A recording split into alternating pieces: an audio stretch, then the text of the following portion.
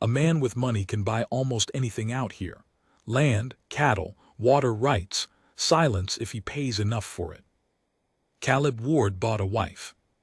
Paid the agency in St. Louis $40 and the cost of a stagecoach seat, and waited 11 weeks for a woman he'd never met to step down into the dust of a valley that already had its opinions ready.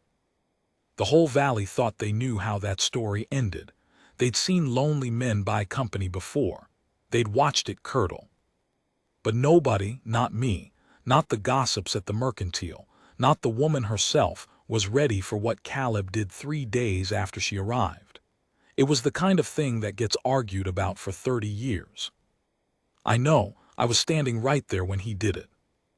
The first thing I noticed was that she wouldn't put the bag down. I'm Wendell Hatch. I run cattle on the North Bench, and I've kept a ledger every day for 31 years, whether calves dropped, what the eggs sold for, who came through. My late wife used to say I'd write down my own funeral if somebody handed me the pencil. So when the eastbound stage rolled into Cottonwood Bend that afternoon, and a woman climbed down clutching a carpetbag to her chest like it held her own beating heart, I noticed. I noticed things. It's the one talent God gave me, and he was stingy with the rest. She was maybe 26. Dark hair pinned tight, the way women pin it when they're trying to look older or harder than they feel. Gray traveling dress gone brown at the hem, and she held that bag the way a person holds the last warm thing on a cold night. Caleb Ward stood across the road in his good shirt, the only good shirt I'd ever seen on him in 9 years of being his neighbor, and he didn't move. He just looked at her like a man looking at whether he wasn't sure he could survive. "That her?" I asked. I'd wandered over from the mercantile. Everybody had. We told ourselves we had business by the road. We were lying. "That's her," Caleb said. His voice came out cracked. Now you have to understand what Caleb was, to understand why the valley couldn't leave it alone. He came west after the war missing 2 fingers off his left hand and most of whatever made a man easy to be around. He didn't drink, didn't gamble, didn't go to church. He worked his quarter section until his hands bled, paid his debts to the penny, and said maybe 40 words a year. Folks called him the mute, which wasn't kind and wasn't true, but it stuck the way cruel things stick. A man like that gets lonely in a way that's almost a sound. You can hear it in a room. And one winter the loneliness got loud enough that Caleb did the only thing he could think to do. He wrote to an agency that matched lonely men with women who, for reasons of their own, needed to disappear into a new name in a new place. He'd told me about it back in February, the way a man confesses something he's half ashamed of. "I'm not buying her, Wendell," he'd said, staring into his coffee. "It ain't like that. The fees for the travel and the trouble. She's free to say no when she sees me. And if she says no..." He'd been quiet a long while. "Then I'll have spent $40 to find out I'm the kind of thing a person says no to. That's worth knowing too. I think about that a lot now." So there she was. Ada, that was the name on the letter, just Ada. No family name given, which should have told us all something. She came across the road slow, and Caleb took his hat off, and the two of them stood there in front of the whole valley like actors who'd forgotten they had lines. "You're Mr. Ward," she said, not a question. "Caleb, just Caleb." He put out his hand and then remembered the missing fingers and started to pull it back, ashamed. And she, I'll never forget this, she reached out and shook it anyway, took the whole ruined hand in hers like there was nothing wrong with it at all.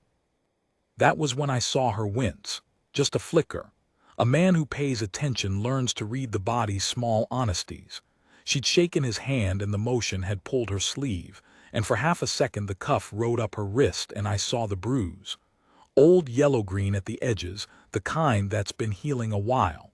The kind that comes in the shape of fingers. She caught me looking. She tugged the sleeve down, and the look she gave me wasn't shame. It was fear. The specific fear of a person who has learned that being seen is the thing that gets you hurt. I looked away and pretended to study the sky. Caleb didn't see it. Caleb only had eyes for her face, and what was on his face was so naked and hopeful it embarrassed me to witness it. "I got a wagon," he said. "It ain't much, I cleaned out the house. There's a room that's yours, separate, you don't have to." He stopped, started over. "Nothing's expected. I want you to know that, nothing's expected of you." And the woman, Ada, looked at him like she didn't believe a word of it. Because in her experience, I'd wager, those words had always been a lie. "All right," she said. He helped her into the wagon. She kept the carpetbag on her lap. As they pulled out, the whole crowd by the mercantile let out its breath at once and started talking, and I heard Mrs. Furlong say, loud enough to carry, $40. Imagine what kind of woman comes $40 and no questions asked. And I heard the laughter, low and certain, the sound a valley makes when it has already decided what a thing means. I didn't laugh, I'd seen the bruise. That night I wrote in my ledger, stage came. CW's woman arrived. Ada no surname, something wrong. She holds that bag like it's the only thing she trusts, and maybe it is. I underlined something wrong twice. I don't usually underline. What I learned over the next 2 days, I learned the way you learn anything in a small valley. Sideways, in pieces, from people who shouldn't have been talking. The stage driver, Prout, had a loose mouth and a fondness for my whiskey, and he told me the woman had boarded back in Kansas, not St. Louis, and that a man had put her on the coach. Not seen her off, put her on. "Big fella," Prout said. "Stood there till the wheels turned. She didn't wave. He didn't either. He just watched to make sure she went." Prout scratched his jaw. "And here's the queer part, Wendell. She didn't have a ticket of her own. He paid her fare straight through. Said something to the agent I didn't catch, but the agent wrote it down on a paper and the paper went in her bag." He shrugged. "Folks travel strange. None of mine to ask. But it was some of mine to wonder. A man pays a woman's fare through to a stranger's bed and stands guard till she's gone. A bruise in the shape of a hand. A paper in a carpetbag she won't set down. I'm a slow man, but I'm not a stupid one. And the picture that was forming was not the picture the valley had painted. The valley thought Ada was a woman of low character running from her own bad choices. I was beginning to think Ada was a woman running from something, and that the $40 hadn't bought Caleb a bride at all. It had bought somebody's freedom from her, or hers from somebody, I couldn't yet tell which. I rode out to Caleb's place on the 3rd morning under the excuse of returning a post-hole digger I'd borrowed in the spring and forgotten to give back. A lie so transparent Caleb saw through it before I was off my horse. "You came to look at her," he said, not unkindly, meeting me at the gate. "I came to look at you," I said. "Make sure you hadn't gone and done something soft." He almost smiled. Then he glanced back at the house, and the almost smile fell off his face, and he said the thing that started everything. "Wendell, there's a paper in her bag. She showed it to me last night, hands shaking the whole time." He swallowed. "It's a contract. Her brother signed it. He owed money to a man back in Kansas, gambling debt, a bad one, and he couldn't pay, so Caleb's jaw worked. He gave the man his sister to settle it, like she was a horse. And the man, when he was done with her, when he got tired of her, he sold the paper on, to the agency, for $40. The morning went very quiet. Somewhere a meadowlark was carrying on like the world was fine. "So when folks say I bought a wife," Caleb said, and his voice had gone to a place I'd never heard it go, low and shaking and full of a fury that had no fingers left to make a fist, "they're righter than they know. I bought a person. There's a paper says I own her. She thinks—" He stopped. His eyes were wet and furious. "She thinks I'm just the next man who's got the paper. She's waiting to find out what I'll want for it." I didn't say anything. There wasn't anything to say. "I've been up all night, Wendell." "Doing what?" He looked at me, and there was something terrible and steady settling into his face. The look of a quiet man who has finally found the one thing loud enough to make him speak. "Deciding," he said. And I swear to you, standing at that gate, I had no idea what he meant to do. I only knew that whatever it was going to set this whole valley on fire. He didn't tell me what he'd decided. He just asked me to come back the next morning, and to bring Judge Aldous Pratt with me, and to bring as many of the valley's loudest mouths as I could gather without telling them why. Why the judge? I asked. Because what I'm going to do needs witnessing, Caleb said, and because some things have to be done in front of the people who'll lie about them later. So I did it. I rode the valley like a man spreading word of a fire. I told the Furlongs and the Detwillers and old Reuben Sykes that Caleb Ward had an announcement and wanted folks present, and of course they came. They'd have crawled over broken glass to see how this particular drama curdled. By mid-morning there were maybe 24 people standing in Caleb's yard, and the gossip was already running ahead of the event, the way it does. He's going to send her back. He's going to claim she's no good. He found out what she is. I knew it was none of those things. I just didn't know what it was. Ada stood on the porch the whole time, apart from the crowd, the carpetbag at her feet now but never out of reach. She watched the gathering with the flat, braced expression of someone who has been the subject of a crowd before and knows it never ends in her favor. I caught her eye once and tried to give her something steadying with my face. I don't think it landed. Why would it? I was just another man in just another crowd, and she had learned what crowds were for. Caleb came out of the house with the contract in his hand. I recognized it, cream-colored paper, folded thin, soft at the creases from being held too often by frightened fingers. Judge Pratt cleared his throat. "Caleb, you called us. Speak your piece." Caleb looked at the paper. Then he looked at Ada. Then he looked at the crowd, at all those faces ready to enjoy whatever was about to happen to a woman who'd come cheap and strange into their valley, and when he spoke his voice didn't shake at all. 3 days of company, I think, had given the mute his words. "Most of you have called me a fool for sending away for a wife," he said. "You're right, I was a fool, not for the reason you think." He held up the contract. "You know what this is. This is a bill of sale for her." He pointed at Ada and she flinched, and he saw it and his face cracked with grief, and he kept going anyway. Her own brother sold her to cover a debt. A man used her and sold the paper to an agency, and the agency sold it to me. And now, by every law this paper claims, I own this woman the way I own that mule in the corral. The crowd had gone silent, even the Furlongs. "You all thought I bought a bride to keep me warm," Caleb said. "And maybe that's what I told myself back in February, when I was so lonesome I'd have signed anything. But I've spent 3 days in a house with this woman, and you know what I learned?" His voice broke and he let it. "I learned what it looks like to flinch every time a man stands up. I learned what it sounds like when somebody cries in the next room as quiet as they can so as not to be a bother. I learned that there's a person in there." He jabbed toward the porch. "A whole entire person, with a mind and a fear and a right to her own self, and not one soul in her whole life has treated her like one." He turned to Judge Pratt. "Judge, I want you to witness this. You and everybody. I want it remembered right." And then Caleb Ward did the thing. He took the contract, the bill of sale, the paper that said he owned her, and he tore it. Not dramatically. Slowly. Deliberately. The way you tear something you want to be sure is destroyed. He tore it in half and then in quarters and then into pieces too small to mean anything, and he let the wind take them across the yard, and 24 people watched scraps of a woman's bondage scatter into the sagebrush. "There's no paper now," he said. "Nothing owns her, not me, not her brother, not that man in Kansas, nobody." He turned to Ada and his whole hard, ruined face was wet. "You're free. You were always free, the law was just lying about it. You can stay or you can go. If you go, I'll pay your fare anywhere on this earth and never follow. If you stay as your own woman. I'll deed you the South 40 in your own name, your own land.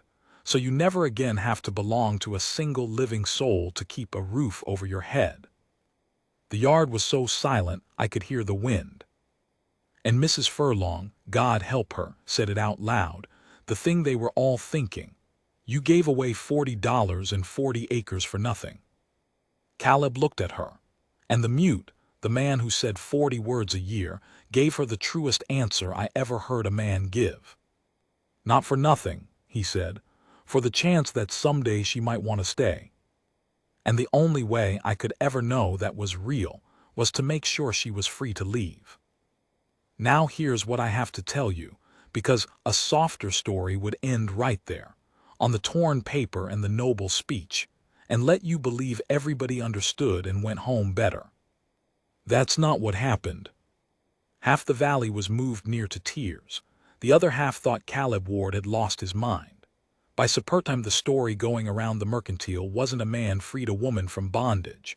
It was Caleb Ward gave away prime bottomland to a fallen woman from Kansas, and mark my words, she'll fleece him blind and run off with a drummer come spring. People believe the story that costs them the least. It costs nothing to believe a stranger is a schemer. It costs something real to believe a quiet neighbor did a brave and decent thing, because then you have to ask what you'd have done. And Ada, this is the part that haunts me, Ada did not weep with gratitude. She did not fall into Caleb's arms. She stood on that porch and stared at him with an expression I could not read, and then she picked up her carpet bag, and she walked past every single one of us, down the road in the direction of town, alone, with the deed to 40 acres she hadn't asked for, and the freedom she'd been handed like a stone too heavy to carry. She just walked away. Caleb watched her go. He didn't follow. He'd promised he wouldn't, and he was a man who kept his word even when it gutted him.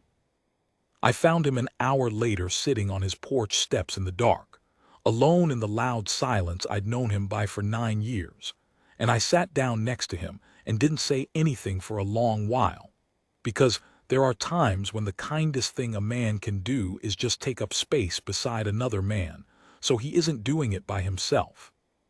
She left, he finally said. She did. I'd do it again. His voice was raw. I'd tear it up again, even knowing. He pressed the heels of his hands into his eyes. She deserved to be able to leave Wendell, even if leaving's what she'd do. I looked down the empty road where she'd gone. Caleb, I said slowly, because something was working at the back of my slow mind. Where's she going to go? It's near dark. The next stage isn't till Thursday. There's no boarding house she can afford. She walked off with a deed and the clothes on her back. He went very still. She's not leaving the valley, I said.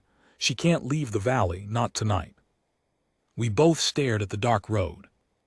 Then where, Caleb said, is she? We found her at the South 40. The 40 acres he deeded her land, the only thing in the world that was legally, undeniably hers, sat down by the creek where the cottonwoods grow. And that's where she was, when we rode down with a lantern at full dark, half out of our minds with worry. She'd built a fire. Small one, competent. The fire of a person who has had to keep herself alive before and knows how.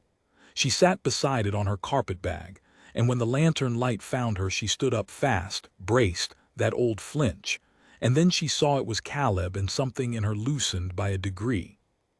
This is mine, she said, defiant, like she expected to be told otherwise. You said it was mine. It's yours, Caleb said. He stayed back by the horses, giving her the distance. I came because Wendell thought we worried you'd left the valley, with no money and night coming. I didn't leave the valley, she lifted her chin. I left you, there's a difference, I wanted there to be a difference. Her voice shook, but she held it. Every man who ever owned that paper I left because he made me. My brother made me go. That man in Kansas made me go. The agency made me go. I have never once in my life walked away from somewhere because I chose it, so I chose it. She looked at the fire. I walked off your porch because I could, because nobody was going to stop me. I needed to know that was true before I could. She stopped. Her hands were trembling. Caleb waited. He was good at waiting. It was the one thing loneliness had taught him that turned out to be worth something. Before I could choose to come back, she said. If I came back, I needed it to be a thing I could choose, not a thing I had nowhere else but to do. And then she said the thing I've turned over in my head every day since. You tore up the paper in front of everybody, she said. You gave me land, grand gestures, the whole valley watching. A tear went down her face and she let it the way he'd let his. Do you know what I needed? I didn't need you to free me in front of a crowd. I needed to find out if you'd come looking when I walked into the dark. She wiped her face with the back of her hand. And you didn't. You let me go. You kept your word and you let me go, and that's— her voice failed. That's the first time a man ever did what he said he would, when doing it cost him something. So I built a fire on my own land and I waited to see if I wanted to want anything at all. Caleb's voice when it came was barely there. And do you? She looked at him a long, long time across that little fire. I don't know yet, she said, but I'd like to find out slow on my own land, with you on yours up the hill, and maybe you come down for coffee when I ask, and maybe someday I don't ask, I just leave the pot on because I know you're coming. She wrapped her arms around herself. That's all I've got. I can't give you more than that yet. I might never. Is that enough? I have run cattle for 31 years and buried a wife and kept a ledger of every small thing that ever crossed my life, and I have never seen anything braver than what Caleb Ward did then. He didn't reach for her. He didn't make a speech. He just nodded slow, like a man accepting the only terms that have ever mattered. That's everything, he said. The Valley never did get the story right. To this day, if you go to the Mercantile at Cottonwood Bend, somebody will tell you about the fool who bought a woman for $40 and then gave her his best bottomland and got nothing for it. They tell it as a warning. Don't be soft. They never mention that the woman built a house on that South 40 with her own 2 hands, or that for 11 years a thread of wood smoke rose from her chimney and another from his. Up the hill, 2 separate fires, 2 separate roofs, 2 people who had each been owned, and had decided that whatever was between them would never again look anything like that. I asked her once, years on, when she'd softened toward me enough to talk, why she never moved up the hill into his bigger house. They were married by then. Pratt had done it small, just us. She thought about it a while. She always thought before she spoke. It was a habit fear had given her and freedom let her keep. Because the day I can't leave is the day I stop choosing to stay, she said. 2 houses means every morning I'm still here, it's because I want to be. She smiled. And it was a real one, the kind that took her years to grow. He understands. He's the only one who ever did. Caleb died first, the way the quiet ones often do, gone in his sleep with no fuss, the same way he'd lived. Ada kept the South 40. Kept the 2 fires going as long as she was able, one in his empty house and one in hers, because she said the valley looked wrong with only the one. I'm an old man now. My ledger's nearly full, and on the last page, after 31 years of weather and calves and the price of eggs, I find I've written the same thing more than once, on more than one bad night, when the loneliness gets loud in my own house the way it used to get loud in his. A man can buy almost anything out here, but the only thing worth having is the thing that's free to walk away and stays. I never did underline it. Some things you don't need to.